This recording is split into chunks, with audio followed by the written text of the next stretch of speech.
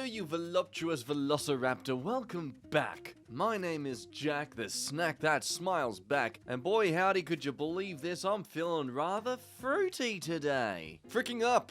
It's a very common thing that we all share amongst each other in society. Thankfully, I myself have never taken part in some sort of embarrassing spectacle that is worthy of being shared upon the internet. So in a plea to be more relatable to you fellow human beings, I, a living embodiment of multiple bananas, shall desperately try to relate to your shame by reading your experiences on the internet. Today, I fricked up by angering a sitting US congressman on Facebook to the extent that he challenged me to fight him when he comes to my state in Alaska next year. I accepted before giving it any thought. Let's just get straight into it. This all started earlier tonight when I replied to one of his posts, calling him out for frequently lying, as so many politicians are wont to do. It's fine, you don't know how to write things, that's okay. Calling him out for frequently lying, as so many politicians do, and capping it off by calling him a traitor. We then had a brief back and forth, and he laid down the challenge. He wants us to go at it either in a ring or in a dojo. I told him to message me before he gets here so we can actually make this happen. I'm not sure if I'm in over my head or not, but I'm not about to back down. I have a surface level amount of training from my time in the infantry and in law enforcement, but he has a similar background.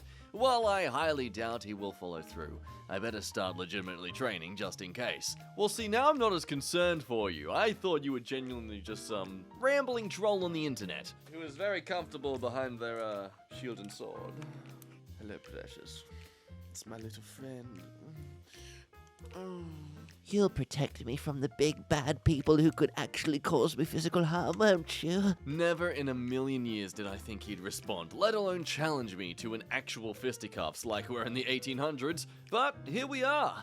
I can provide redacted screenshots in the comments for proof if mods allow it, or if I can provide them with screenshots in any way to verify. And look, hey, this is something that's widely on the internet, is clearly happened on the internet, is there in public domain, so I guess we can let it be known that, based on their edit, this is the Congressman Clay Higgins. Who's that? Who are you, Mr. Clay Higgins? Oh, god damn, he...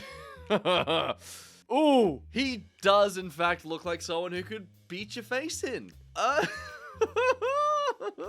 I don't know what exactly it was that he's a traitor for, but man, that's a nice suit. He dresses well. Here's a quick update. I have had a couple of PR folks and trainers reach out to me, and we will see where all this goes. Realistically, I suspect Clay will continue to ignore all of this, as numerous people mentioned that it is his MO, and apparently this isn't his first time challenging people to a fight on social media. Oh man! I mean, if you're gonna resort to fist fights when you really was just debating over political views, he could have at least doubled down in his inability to be persuasive, I'm just saying.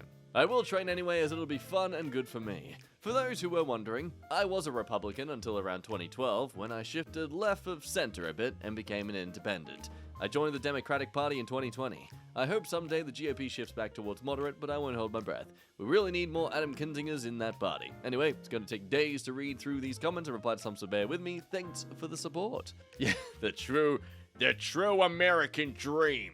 What is going on in these comments? Prove your mettle of your progressive tax policy by fighting me naked. All right, let's go. Why do you have an erection? Why don't you have one? Come on. Bring it up. Let's go. Come on. Show me you're pumping. Let me get that blood flowing. Let's go. Yeah, grease 'em up, boys. Winner fricks the whole country. My name's the country. One step closer to my dream, that Slap a Politician Day will become a national holiday. Now, part of me does feel sorry for the idea of slapping people just because of the profession they're in. But then again, considering how much power and influence those positions can have, I guess it's, would you say it's a fair handicap to put on them? Slap a Politician Day. What's our thoughts? Do we want a Slap a Politician Day? Or something of the sort. Something that makes being a politician seem like not really the best idea to dive into. Next frick up. I fricked up by telling a scam caller I'd pay them to suck my dick. How do you frick that up? Are they going to come to you and actually attempt it? I have been getting a lot of scam calls recently, which is something I think a lot of us can relate to. I usually ignore these calls, but recently I've started a new job, and sometimes my coworkers call me to get in touch about something. being new, I don't have everyone's names saved yet, so I've been forced to pick up a number of these calls for the possibility it could be a coworker. Today I picked up while focused on something at work and immediately was greeted with a scammer telling me I had unpaid bills for $445. Frustrated, I shot back with, "How about I pay you $445 to suck my dick and we'll call it even?" Satisfied, I hung up and went back to work. About half an hour later, I get a call from my mum. I am fresh out of college, so she still manages my homeowner's insurance, asking why I just offered the State Farm agent money to suck my dick. So it was a scammer then. Turns out that wasn't a scammer, and instead it was a legitimate agent trying to tell me my policy was about to be cancelled because I forgot to pay my bill. Whoops. Cue an awkward phone call apologizing to my female agent and trying to explain that I wasn't trying to harass them. That right there is a series of unfortunate events. Okay, this next one's over in AITA. Am I the a-hole for cancelling my niece's college fund upon discovering what she's been doing to me and my wife for months? My wife and I struggled with infertility for years. We're still trying more options, but we're beginning to lose hope. I have a 16-year-old niece that is like a daughter and a friend to me.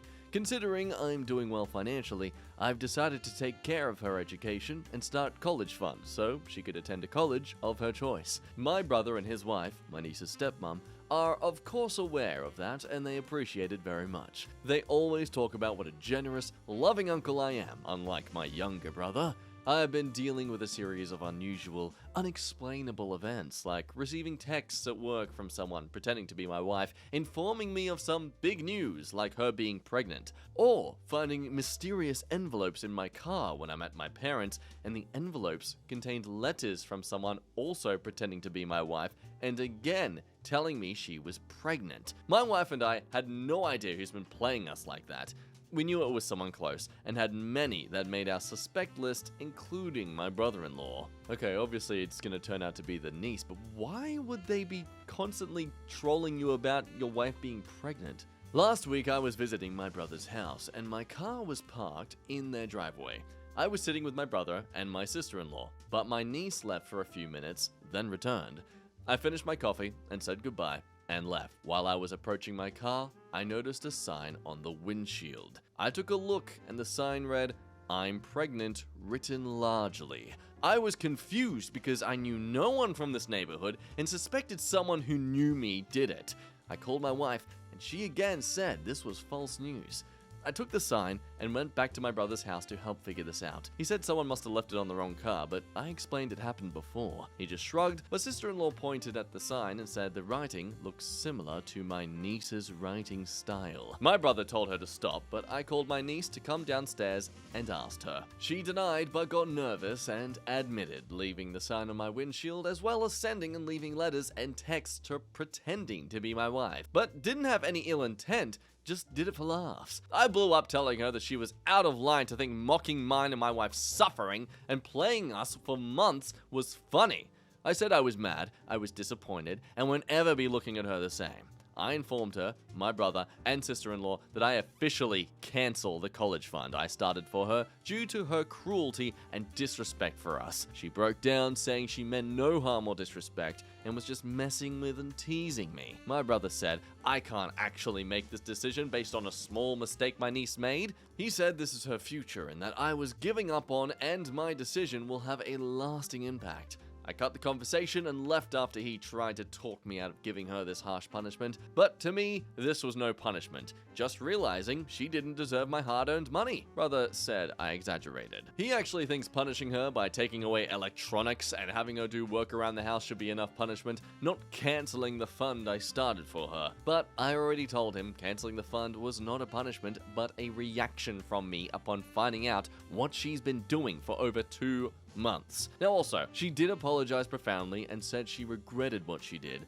but still insisted she didn't do it out of hate or ill intention. She loves my wife and my wife loves her. I'm the closest to her in the family, and from when she was younger, she always says I'm like a second father to her. So is he the a-hole for canceling the fund based on this event? No, this is interesting. There's actually quite a few yatars mixed in with the natars. Okay, there is actually quite a mixture of thoughts across the board with this story. For example, Seymour's got Yatar, just tired of the nuclear option always being exercised to deal with interpersonal conflict. Is this really worth leaving a permanent scar on your relationships with the niece and your brother and sister-in-law? Are you prepared for that? Forever. It will never be the same. I hope it is worth it. Alternatively, perhaps you could find a different way to respond to her actions. She is 16, not a child, but still a dumb teenage kid. Isn't there any room for people to make mistakes anymore without the harshest penalties? Of course, the top comment being the most harsh. Nata, but it probably wouldn't hurt if you sent her a few mysterious texts that said, "You want a scholarship!" just for laughs. It just makes you as bad as them. Come on. You're the adult too. You get no excuse. You can't play the ignorant card like she could in this situation. I mean, here's the thing, like, okay, there's this comment that does highlight what I was going to originally say. Maybe then she'll learn that saying, "I meant no harm," means Jack Schmick after months of causing harm. Like if she did this once or twice. Okay, makes sense. But she had been doing this for 2 months. That is a long time to play a prank. I mean, was she getting a feedback? Was she noticing you guys finding it funny as well? I doubt it. I think she's definitely a dumb, ignorant teenage kid, but for 2 months straight, yeah, she needs to learn a bit of more self-awareness. But again, that said, is he really justified to be completely taking everything away from her? Especially, hey, she sees you like a second father. She sees you like close family, a friend, family. She probably thought this entire time you would just play along with the joke. It's like how you laugh through pain. Are you certain she was doing this as some sort of ignorant little tease to make fun of your situation, or was she trying to connect to you through humor that she herself felt was gonna work? But sticking to the theme of taking money away from little girls, for some reason that's very popular on AITA this evening. Am I the a-hole for taking back the money I promised my daughter for her trip after she refused to watch her younger siblings for the evening? My daughter Zoe, 17, has been planning a trip with her friends for weeks and asked for my wife's and my help with money. I promised her that I'll be paying for her part of the trip, which is about $80 from stuff she needs for the trip, food, and other expenses. Zoe appreciated this a lot, since she normally pays for trips and other fun things with her own money, but she left a summer job not too losing a go. I'm going to assume you're typing this on mobile and you got autocorrect on, okay? I'm giving you that excuse. 2 days ago was my wife and I wedding anniversary. We planned to go out and celebrate in the evening, and I asked Zoe if she could watch her younger siblings, 3 and 9, while we're out. She said, "Sorry, I have plans for tonight." I asked her to elaborate, and she said she wanted to meet her best friend at a party before she leaves town, as her friend will be moving away this month. She suggested we get a babysitter, but it was already late for me to call and arrange for a babysitter. My wife suggested calling my sister, but my sister has enough on her plate to be watching our kids. I tried to convince Zoe to skip going out and watch her brothers, but she refused and said my wife and I could stay home and celebrate. But I told her we already reserved a table at the restaurant. I was getting ticked off, but I brought up the trip that I was paying for and told her I will take the money back if she refused to watch her brothers for the evening. She said no, and I told her no trip then unless she gets the money herself because I'm no longer paying for it. She screamed at me, calling me unbelievable for taking money back just because she wanted to attend her best friend's goodbye party and not wanting responsibility for her brothers. I refused to discuss it. I took the kids to my mother's house and left. Okay, wait, so you had an alternate option then? My wife said I was too harsh on Zoe, especially since it's not her fault she doesn't want to be responsible for her brothers for the evening. I was puzzled. I told her it's just one evening, but still, my wife thought I punished Zoe over nothing by taking the money I promised for her trip. Zoe isn't speaking to me and is cold-shouldering me because of this. Quick little edit, I just checked the comments and some were asking why I notified her last minute. The answer is because I assumed she'd be home like usual, so I never thought of needing to get a sitter. Well, you assumed wrong. So it is a case of a child. So it does seem like a classic case of just, hey, we had a kid. You're now responsible for all of these other kids. Which if you're a parent and you do that, stop it. You don't raise a child just so you can have someone to take care of you when you're older. You also don't raise a child just so they can be your babysitter for you when you're sick of your child. I mean, yeah, it's just guitars all around. There's just so many guitars. Can we find anyone who can give a different opinion here? No, those aren't guitars. Those are just in the middle of other words. Nothing. Oh, Oh, there was one. Oh. Ah, dang it. Never mind. It was a lie. You deceived me. Well, then, let's just check out the top comment then. Yatta. 2 points. Firstly, if the $80 gift had strings attached, you ought to have made that clear from the onset. Introducing conditions retroactively sets the precedence that your gifts aren't really gifts at all, but tools used to manipulate and control. Secondly, you ought to have provided your daughter with sufficient notice that she can plan her schedule. What you did shows that you have zero respect for her time, and that you expect unquestioning obedience from her. And okay, yeah, look, you're a kid. You should have obedience towards your parents, within reason, of course. But yeah, I think this one's rather self-explanatory. If you think there's a way to be Natar here, then, I mean, sure, go right ahead, but I don't see how it is. Let's check out some more rocky relationship advice. I lied to my fiancé that I am a virgin. Our wedding is on December, and I am now freaking out. Me, 28-year-old female, and my fiancé, a 29-year-old male named Mark, were childhood sweethearts. We had a relationship 12 years ago. I was 16, he was 17. We promised each other that we will keep our virginity until our wedding night. We broke up 2 years later because my family migrated to New Zealand. I've had a few relationships over the years and lost my virginity when I was 19. Mark and I reconnected 3 years ago when he found a job as a nurse here in New Zealand. And, unlike me, he only had one girlfriend back in the Philippines, and he said he knew we're meant for each other and kept his promise. I love Disney as much as the next guy, but come on, buddy. I was afraid to tell him I'm not a virgin anymore, so I lied and told him I kept my promise too. He proposed to me on Valentine's Day this year. I love Mark so much, but I don't know how to tell him I'm not a virgin anymore. What do I do? Now, an edit to those who think that staying a virgin until adulthood is impossible. We come from the Philippines. Most of us are very religious. Now, Mark didn't ask me about my virginity. I lied as a response when he told me he kept his promise and that he knew we're meant for each other. Oh, okay. Okay, so you kind of set yourself up here for fail. Okay, and like, I get that, yeah, being in a religious culture, the idea of losing your virginity is very sacred. But I mean, there's so many tales you can find of people saying that they lose their virginity riding their bike. It's, let's be honest, virginity is it's really a made-up thing. First of all, building a relationship on a lie like that is just destined for disaster. It's just so dumb. You're just setting yourself up to fail, my friend. That, along with the fact that in most cases you're not meant to bleed. You're only bleeding because they're being too violent and rough when your body's not gotten used to it yet. Everything I'm saying about the woman's anatomy is verified because I'm a man. See, it doesn't even seem like he sees this as a big deal in the first place. You're the one who's kind of just set it up to be. I'd say the sooner you tell him, the better. That, or you do a good trick here where you grab some tomato sauce. You just put it up there, just a little tube, just squeeze some up in there, and then, yeah, as you're about to do the deed, yeah, there you go. Oh, you made me bleed. Oh, we're pure. Getting onto the more creepy side of things, he shared my location to himself without my consent. Last week, while looking for jobs in the city, I wandered into this place where I was greeted by this overly chatty waiter. After I spoke to a manager about open positions, he chatted my ear off before offering his number in case I had questions.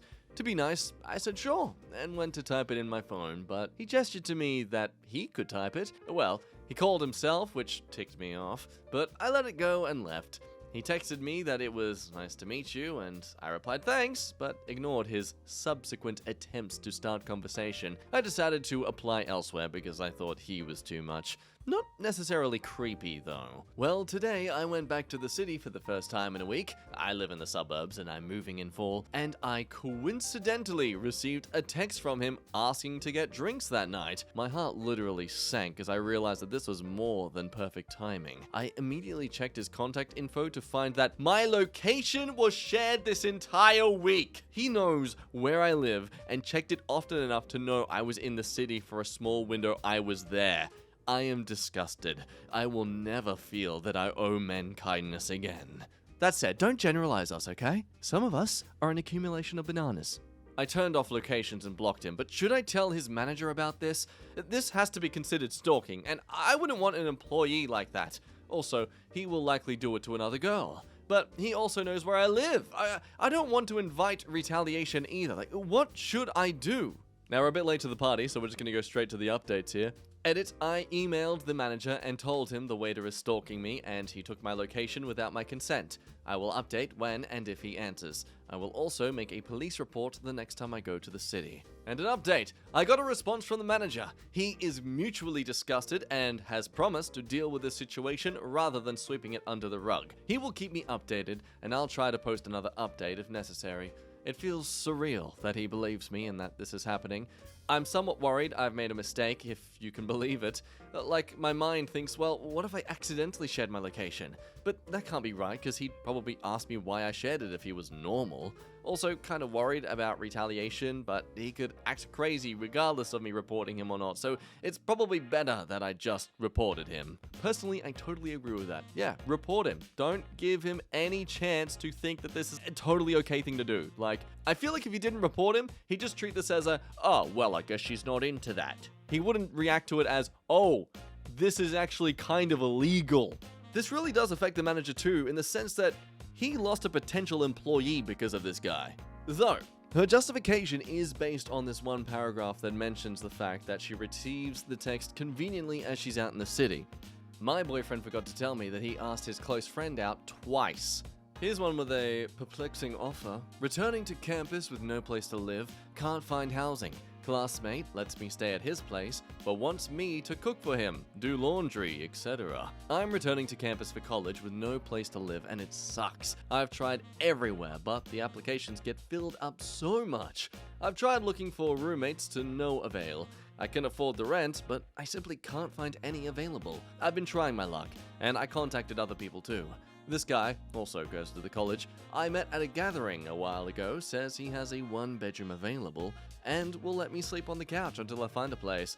But in exchange, he doesn't want me to pay half the rent, but rather he wants me to cook for him, wash dishes, do laundry for him, and do the grocery shopping. He pays.